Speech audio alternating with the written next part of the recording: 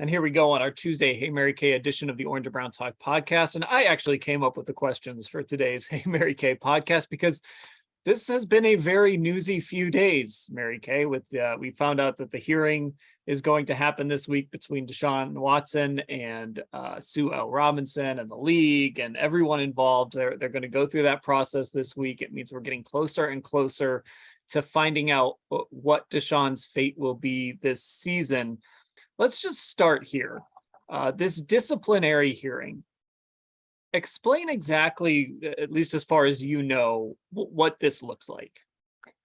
Well, what basically has happened is the two sides, they have talked, and I think that there was some attempt made to try to reach a settlement before it got to this point. But when they couldn't do that, it came time for Sue L. Robinson to conduct this hearing. And so the NFL will argue its case, the NFLPA will argue its case. And we know enough now to know that the NFL is trying for something around a year-long suspension.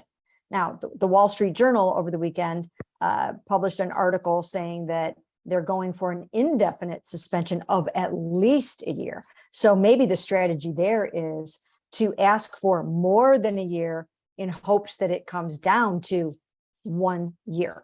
So that's basically what's going to be happening. Now, there is a chance, and I've been told it's doubtful, but there is a chance that the two sides can settle before it gets to the hearing phase tomorrow.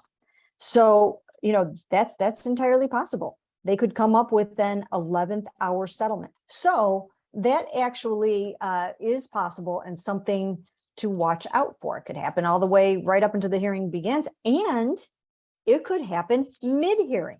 They could go through the first day of the hearing and say, forget it. We don't want to drag everybody through this. Let's come up with something that works for everybody. So these are some of the things that we kind of have to be on the lookout for. But in that hearing, the NFL is going to want to come down hard. They need to send a message. They need to send a message that they won't tolerate these alleged transgressions against women. And since there were so many of them, even though he has settled 20 of the 24 suits, they've still talked to at least 11 of the accusers.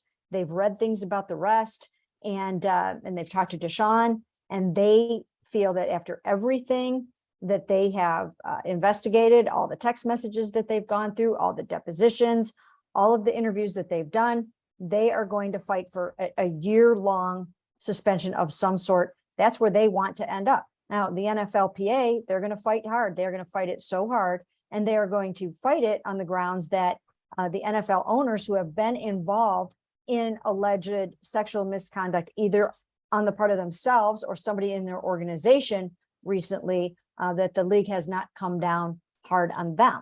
So why do that for Deshaun Watson when they believe that there is no concrete evidence that he did this, and it really is just a matter of he said, she said at this point. So these are some of the things that will happen. Sue L. Robinson, as we know, jointly appointed by the NFLPA and by the NFL. So she's getting paid by both sides. And I've come to figure out that she will be the disciplinary officer for like 2 years. It's not like they just pick one for each different case. So she is the one in charge of this. She is a retired U.S. district judge, and at some point, federal judge. And at some point on our site on cleveland.com, we will have a background story on Sue L. Robinson that should be coming up within the next day or so. And we'll know then a little bit more about her and her background. But this is her first NFL player that she's been involved with adjudicating a case like this. She picked a doozy for the first one, Yep. Right?